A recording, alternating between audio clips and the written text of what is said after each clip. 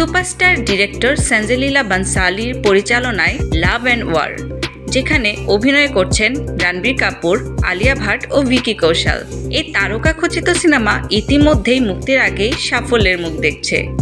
সঞ্জয় লীলা বানসালি এমন একজন পরিচালক যার মুভিগুলো বড় ক্যানভাসে তৈরি হয় এবং সবসময় দর্শকদের চমকে দেয়। তার আগের মুভি পদ্মাবত, বাজিরাও মাস্তানি এবং দেবদাস বক্স অফিসে শুধু সফল হয়নি, মন ছুঁয়ে গেছে সবার।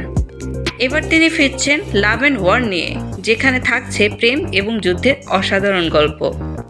এই মুভির কেন্দ্রে আছেন রণবীর কাপুর। তার ক্যারিয়ারের সাম্প্রতিক ফর্ম এবং হিট মুভিগুলোর ধারাবাহিকতায় তাকে ইন্ডাস্ট্রির শীর্ষে নিয়ে গেছে। তার সঙ্গে আছে লেডি সুপারস্টার আলিয়া ভাট এবং ভিকি কৌশল, যারা নিজ নিজ অভিনয়ের জন্য বিখ্যাত। তিনজনের কেমিস্ট্রি মুভিটিকে অন্য উচ্চতায় নিয়ে যাবে। মুভিটি ইতিমধ্যে বিশাল ব্যবসা করছে। নেটফ্লিক্স মুভিটির স্ট্রিমিং রাইটস কিনেছে 130 কোটি টাকায়, সারেগামা মিউজিক রাইটস বিক্রি হয়েছে 35 কোটি টাকায় এবং টিভি রাইটস বিক্রি হয়েছে 50 কোটি টাকায়। মোট 200 কোটি টাকার বাজেটের মুভিটি ইতিমধ্যেই 215 কোটি টাকারও বেশি আয় করেছে মুক্তির আগেই। এখন প্রশ্ন হচ্ছে, এই মুভি কত বড় ব্লকবাস্টার হবে? সঞ্জয় লীলা বানসালি এবং রণবীর কাপুরের এই মুভি নিয়ে উত্তেজনা তুঙ্গে। প্রেক্ষাগৃহে মুক্তির পর মুভিটি যে বক্স অফিসে ঝড় তুলবে তা নিশ্চিত।